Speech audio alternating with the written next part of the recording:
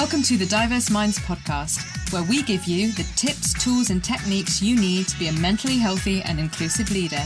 Each week, you'll hear about a variety of topics linked to mental health, well-being, and diversity that will enhance both your professional practice and personal well-being.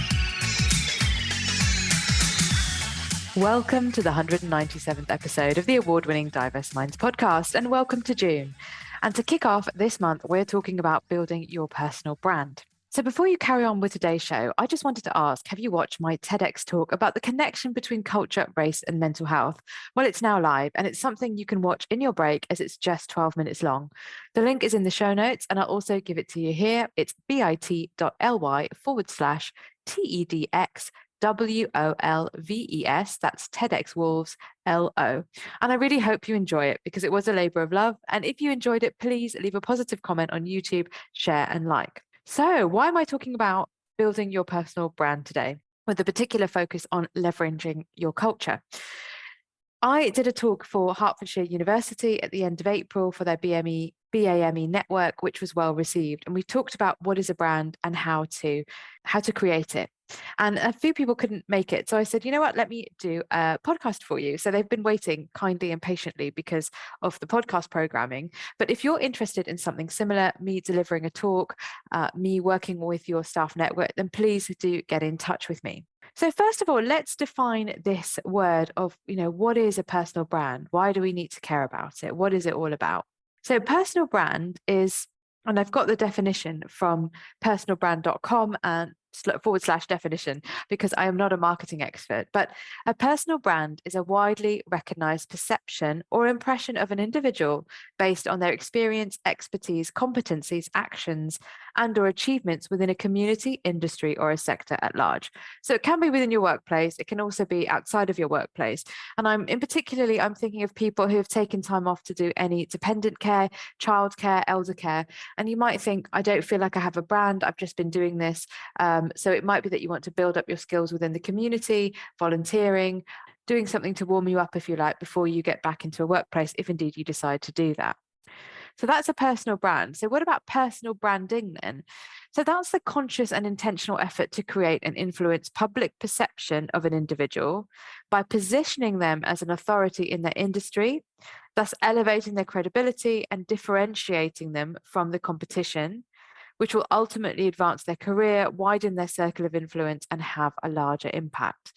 So a personal brand is the widely recognized perception or impression of an individual based on experience, expertise, competency, and actions and or achievements within a community or industry or a sector at large. And personal branding is the conscious effort to create and influence public perception about authority, credibility, and differentiating yourself. So what does this mean in reality? It's about showcasing your professional experience, skills, and knowledge you have as an individual, who you are and what you do in the particular context that you want to build your brand in. So in this context, we're looking at the professional context. And to coin a phrase from my dear friend, Dr. Jonathan Ashong-Lamptey, who has the Element of Inclusion podcast. And if you haven't listened to that, please check it out. And we've got a little surprise for you on this podcast in a couple of episodes' time with him. But he talks about this great phrase about bringing your best professional self to work and building a network of people who you support and they support you. Now, remember, when we talk about this network, we're talking about reciprocity. We're not talking about, spray and pray with the business cards, flash them out, throw them out, go, go, go, go, go. We're talking about what is that? Who are the people that are in your trusted circle? Remember, I go on about this. You are the board. You're the CEO of your own life. Who's on your board? So who is on your board and who do you have a relationship with? It's also the qualities you have that people turn to you for. So one of the things you can think about is, what am I always asked to do? What do people always say?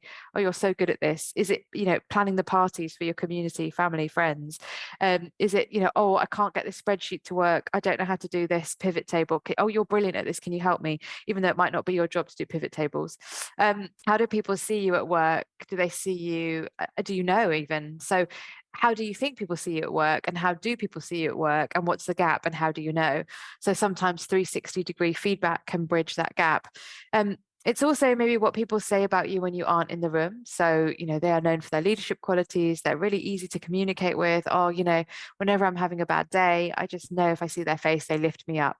So it could be linked to your kind of internal energy. And I don't mean that in a woo-woo way, but I mean that in a kind of, we can sense, can't we? Some people have a really positive vibe, and some people you just think, oh, I'm sucked into this place of negativity. And it can be really hard, like wading through treacle. So, what's the benefit of this idea of building a personal brand? Isn't it very new age? Isn't it very social media-y? It can be and it can't be. And I think one of the things is around visibility. So, and this has changed, hasn't it, for people with hybrid working?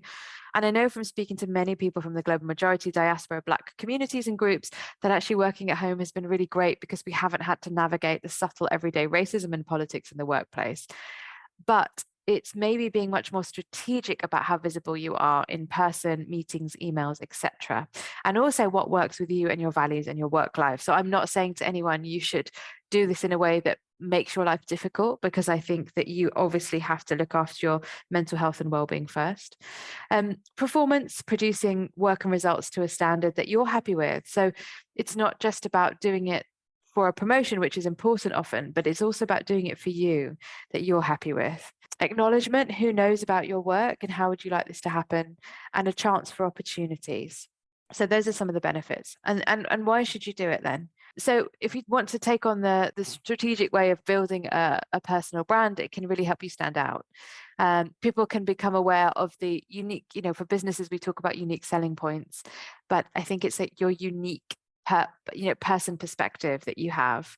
It helps position you for opportunities and growth. I mean, nowadays, no one really stays in jobs forever and ever and ever, with new things coming up all the time. How do you want to be ready for that? And it helps with your career and ongoing progression, which, I also acknowledge it's not the be all and end all for everyone. Some people work to live, some people live to work. And which category are you in, and what do you want to do? And also, career progression doesn't always have to be upwards. It can be sideways. It can be learning new things. It can be doing something different. It can be moving into new teams. So I really hope you're enjoying the content of this podcast. And if you want to keep up to date with me, then why not join my bi-monthly newsletter?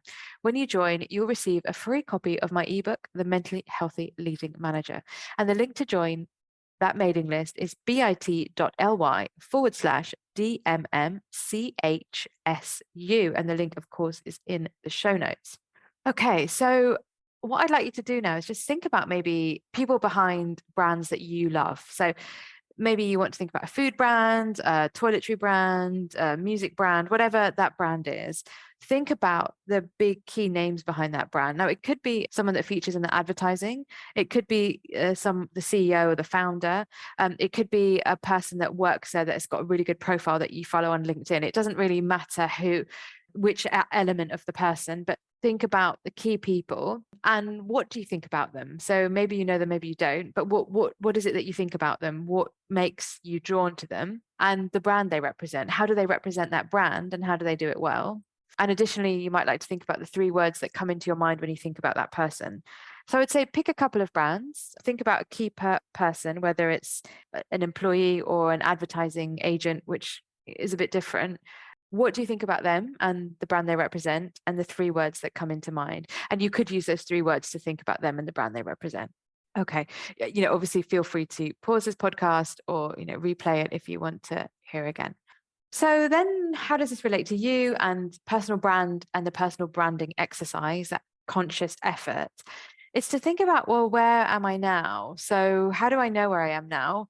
Have a look at any appraisals, whatever your company do, one-to-ones, personal development reviews, whatever name you have for them, and look at the feedback. And this is also not about taking all the feedback to heart. It's about saying, what are the helpful elements of feedback that resonate with me and what can help me on my journey? Also have a look at your values, and there's some really good values exercises that you can do. If you just type in values exercises into a search engine, you can find, often what they are is they're lists of words, and you pick words that really resonate with you. So you might start with 10 and then go down to 5 and then look at those as your values. None of us, not many of us, are very good at thinking about our achievements in great detail. So what you might like to do is just take some time out and write all of your achievements and things that you're proud of, put it all together, and really look at that. And when I say achievements, it can be things like, your A levels or GCSEs or professional exams that you've done. Absolutely. But things like painting a room, because that is a huge achievement and it's also flipping exhausting. Hence, I avoid it the whole time. Changing your oil in your car when you didn't know how, doing DIY, trying a new recipe, all those things are achievements actually. So please don't underestimate that and write them all down. And then you might want to do a PESTLE or a SWOT analysis of the environment. So we do SWOT analysis for ourselves, strength, weaknesses, opportunities, and threats. But I quite like doing it for the environment. So what are the strengths of where you work or where you want to work, the weaknesses, the opportunities, and the threats to the job or the environment. So have a think about that. And also reflect on, what do you actually want to be known for? Because it's very difficult to do intentional, strategic, personal branding if you don't really know what you want to be known for. What do you want people to come to you for? What are the opportunities that you're seeking out?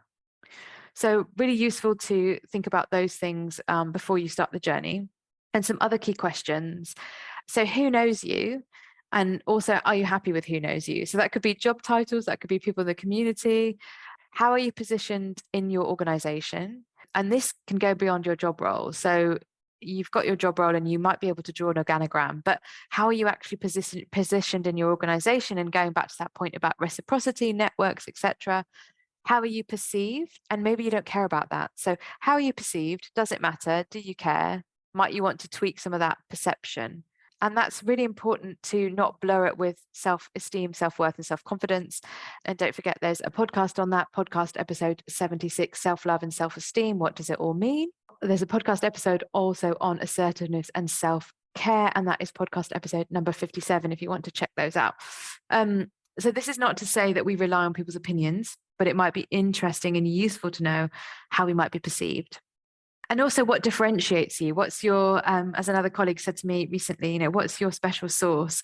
What differentiates you? And are you really leveraging that? And remember, those of us from the Black, global majority, and diaspora backgrounds, that we're often forced, whether it's conscious or unconscious, to put aspects and elements of our culture in a box. And then we can kind of let loose when we're away from that environment. Not always. And of course, if we have our own businesses, it can be very different. And some of that might be about bringing your best professional self to work in the sense of protecting yourself. But is there some of that you could dial up, because that's what's going to differentiate you? So really important to think about that. And then considering, where do you want to be? Say, what's your ultimate aim? What's your motivation for getting there? And often we can have a moment where we think, I've got to get there, I've got to get there, I've got to get there. And then when we get there, it's not quite as we think. So what's going to keep you on a positive journey? And help you with those goals, and what I think, thinking about, why do you want to get there? And often we think when we get there, we'll feel a certain way, and also being prepared for the fact that we might not feel that way. And I had this kind of shock lesson. If you want to check out my podcast about 2022, the year in review, my year of abundance, and it's podcast episode 174, where I talk about a kind of really fall from grace moment that I had, where I achieved something that I've been wanting since I was 14 years old, and it really, when I got there, was not what I thought it was going to be. So and that might not be you, but I just wanted to share that. What do you want your brand to be? And that might seem a bit strange. You might think, well, I'm not a product. I'm not, a famous logo, but what would you like to be known for? And also researching how others do it. So that could be people in your professional sphere, in your sector, friends, colleagues, etc. It could be that you want to be known as a really good, wise, calm parent, and that's totally cool. And so if that's your brand, and how maybe you want to help other parents who are struggling in a, not an official business way, but maybe in a very soft and gentle way, because that's so valuable, and so many people struggle with being parents, as one example. Maybe you want to be known for giving people advice on elder care, or signposting people, or being the person that has a cup of tea will always be greeted with a smile and a cup of tea. All of these things are really, really important. It's not like my brand is going to be, I am the best at spreadsheets and financial processes. And that's also really, really great and valuable. But if it's not that, then that's really important as well. So I'm not saying that it has to be one particular thing. And I really want to emphasize that, because there's too much around, this is what success look like, this is what an ideal successful person is, this is what the ideal brand should be. But I think it's taking that time to reflect on what you want it to be. Maybe you don't want it to show up in the workplace. Maybe you want to show up much more in the community space. And then just a little note about social media: love it, like it, loathe it. Everyone has an opinion. And of course, there are going to be big generational divides. Those of us who grew up with social media, those of us who got it in our 20s, those of us who, received it in our 40s. It's very, very different. I think it's important to think about LinkedIn as a personal branding for the professional space, how you want to use your profile to showcase who you are, building your connections and networks. And one of the things my coaches often say to me is that, oh, LinkedIn is just so exhausting. And interestingly enough, when I had a full-time proper job, as it were, I didn't use LinkedIn like I do now. I think when you have your own business, it comes into its own space, and how you might want to build your connections and network. And I think now, maybe you don't want to go traveling to conferences and doing all of that, and that's completely understandable. So how would you like to build an authentic, genuine network on LinkedIn that can help you? I think the LinkedIn app's really great, especially if you do commute. And I say to people, spend 5 or 10 days on it and be strategic about it. So are there certain companies you want to work for? Are there certain people in your sector that you think, oh, they're doing such a good job? Link in with them, have a conversation. And again, when you have your own business, people are constantly messaging you, inbox messaging you around, here we go, do you want more clients? Here's how to book, I've got this special app for you. They don't even know me or my business. I think if you're coming from a place of, oh, I've seen your work on X at this organization, I'm really impressed by it, I'd love to have a chat with you, people are much more likely to be, oh, wow, yeah, okay, that's really nice. That's really nice they've seen that. Oh, and actually, I'd be really interested in how you do X. So yeah, and people also say, oh, I don't want to put photos of my summer holidays and weddings and my dog's giving birth or whatever it is. It has become a bit Facebooky, but you don't have to do that. So you can also comment and engage on other people's posts. You can share relevant news articles to your work and your sector, and think about how regularly you can do that. So I'd say maybe start with 3 times a week, build it up. If you want to reach out with people, and I'm no LinkedIn expert, so of course LinkedIn do have masterclasses. Some of your organizations might also have access to LinkedIn Learning, so you can use that. And of course, there's a wealth of information on there. So some ideas for personal branding is consider your content strategy and tactics. And again, what is your strategy and how do you want to do it? So what is it you're trying to achieve, and what are the ways in which you're going to do that? Maybe you prefer Instagram, maybe that's your home. And of course, if you're an artist or you do things like that, it's a much better platform than LinkedIn is. What about a personal website? What about a link tree or an About Me page? It's kind of a 1-page website about you. You can point people to. You can create your own content. I mean, it's hard, I think, when you're working for an employer and full time, but there are things you can do, particularly if it's around your hobbies. I think it's much easier. Also think about your organization and company values. How do you want to keep in line with them if it's about promotion, and find opportunities to represent your organization if that's relevant. And maybe you're a bit stuck. Maybe you're thinking, oh, I just find this really difficult. So why not ask trusted colleagues and friends about the skills and values they see in you? Why don't you try and define who you are in 4 keywords? And that's a very interesting one to do. And then you could do the values exercise and see how it links over. Demonstrate your work and your worth in a way that feels genuine to you. Again, going back to that question, what do you want to be known for? Which social media platform do you like? Network and connect with others in your organization and field of work. And it is about engaging and connecting, sharing who you are, what you do, setting aside time every month consistently to showcase, and knowing your branding purpose. So going back to that, why are you doing this? And also think about your short term, your medium term, and your long term aims. Now, I'm not going to say there are no cons to this. So I think if we think about the process and the cons, this isn't overnight. Unless you're a big celebrity, it's going to take time. Yes, you can open yourself up to criticism. So you might like to think about how you'll manage that. If you have a lack of clarity, it can be much more challenging, and not having a clear reason behind it. And you might want to take some time out and be intentional. But the pros are that it helps your visibility, building a personal brand, especially online, being known for what you do, growth and development opportunities, and your career can become stronger. So I really hope that you've enjoyed this, so remember, there's a lot to it. You don't have to do it all in one go. Think about what your aim is, short, medium, and long term. Is it about your career? Is it about something personal? Is it both? Is it that you want to set up a business? Lots to think about, but lots that you can do. And if you enjoyed this episode, please, why not leave me a review on Apple Podcasts, Spotify, or wherever you listen to your podcast from. I've included in the show notes the definitions, and do get in touch if you've enjoyed this and you'd like a talk for your network or leadership program around personal branding or around Black, global majority and diaspora leadership. I'll be really happy to help, and I look forward to seeing you in the next episode, where I've got a great trilogy of episodes with phenomenal men for Men's Health Month, talking about mindset and well-being. So until then, everyone, take care. Thanks for listening to the Diverse Minds podcast. Don't forget to subscribe on Apple Podcasts, Spotify, or wherever you access your podcasts from. You can also connect with me on Facebook, Twitter, and LinkedIn. Tune into next week's episode of the podcast, where I'll bring you more insights on mental health and inclusion. Bye for now.